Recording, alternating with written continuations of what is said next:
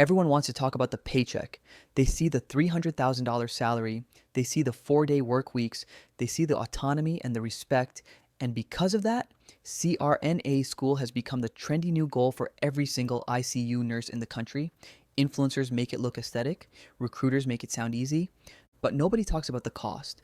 And I don't mean the tuition, I mean the psychological toll, the pressure, the isolation, and the lifestyle traps that you cannot see until you are already inside them.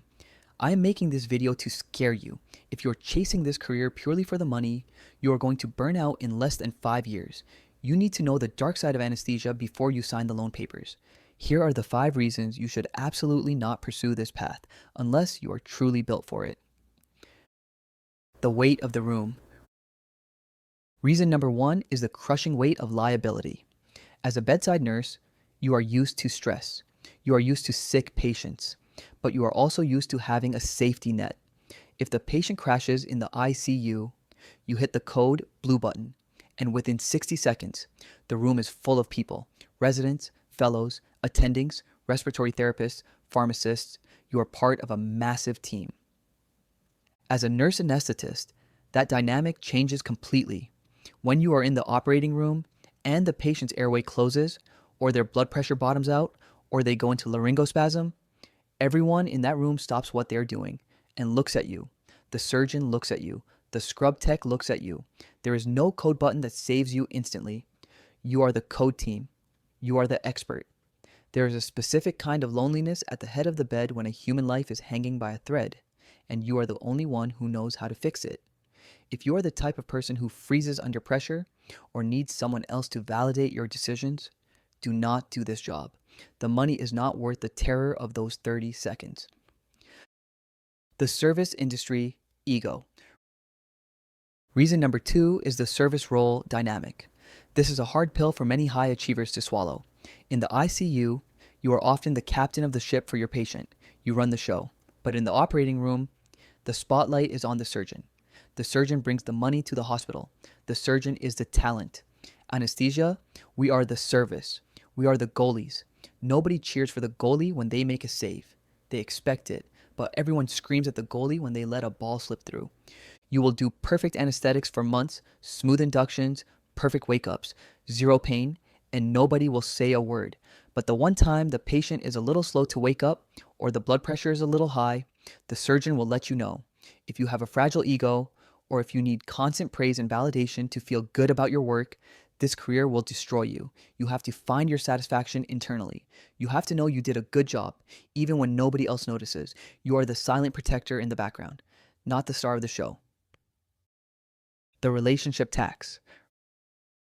Reason number 3 is the relationship tax of the schooling itself. People say anesthesia school is hard. That is an understatement. It is an all-consuming fire that burns everything else in your life to ash. For 3 years, you do not exist. You will miss your best friend's wedding. You will miss your grandmother's funeral. You will miss birthdays, holidays, and anniversaries. And your partner, your spouse, they will essentially be a single parent for 36 months. I have seen more divorces happen in the 3rd year of anesthesia school than I care to count. The stress changes you. You become hyper-focused. You become irritable. You have zero bandwidth for emotional drama. If your relationship is already on the rocks, school will break it. Guaranteed. If you are not willing to sacrifice 3 years of your personal life and potentially damage your relationships in the process, then you need to stay at the bedside. The degree demands total submission. I want to take a second to pause. Most channels will not tell you this. They want to sell you a course or a dream. I am telling you this because I want the profession to be strong. We only want providers who can handle the heat. If you appreciate the brutal honesty and you want to know the strategy behind the career, not just the fluff, make sure you are subscribed. We treat this career like a business, and in business, you need to know the risks. Now, let's talk about the trap that nobody sees coming. The golden handcuffs. Reason number 4 is the golden handcuffs. This is a psychological trap that happens about 2 years after you graduate. You get used to the money, you get used to the $300,000 income. You buy the nice house, you drive the nice car, you send your kids to private school, your lifestyle inflates to match your paycheck. And then, one day, you have a bad week. Maybe you have a scary case. Maybe you are tired of the call shifts. Maybe you are just burnt out. and you think about quitting, but you realize you can't. There is no other job in nursing and very few jobs in the entire economy that will pay you this much money for this amount of work. You cannot go back to being a floor nurse. You cannot go work in a clinic. You would have to take a 70% pay cut. You are trapped by your own success. Once you taste this level of income, it ruins you for almost every other job. If you do not manage your money wisely, and if you let your lifestyle creep up too high, you will feel like a prisoner to the paycheck. You will be working solely to fund the lifestyle rather than enjoying the work. The boredom paradox. Reason number 5 is the boredom paradox. This sounds crazy to say after I just told you about the stress, but anesthesia is 99% boredom and 1% sheer terror. And for some adrenaline junkies, the boredom is actually the hardest part. In the ICU, you are running around for 12 hours. It is chaotic. It is stimulating. In the OR, you might sit in a chair for 6 hours staring at a monitor while a surgeon fixes a spine. The beeping is hypnotic. The room is dark. It is warm. Maintaining vigilance when absolutely nothing is happening is incredibly difficult. We call it the art of doing nothing. Well, you have to be ready to spring into action in a split second, but you also have to be able to sit still and pay attention to subtle data changes for hours on end.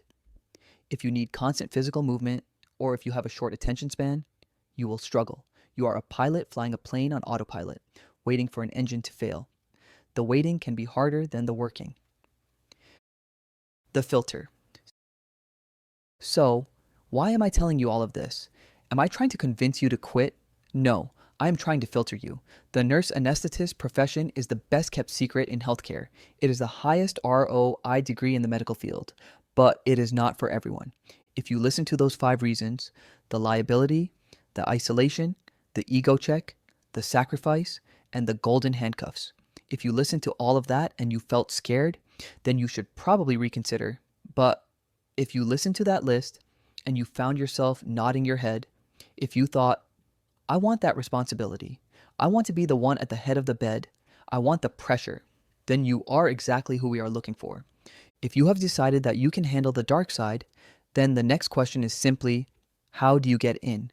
And more importantly, how do you survive the interview where they will try to break you to see if you have this mental toughness? You need to watch the next video on the screen right now. It breaks down the specific psychological questions admissions committees use to test your grit. Click that video, and I will see you there.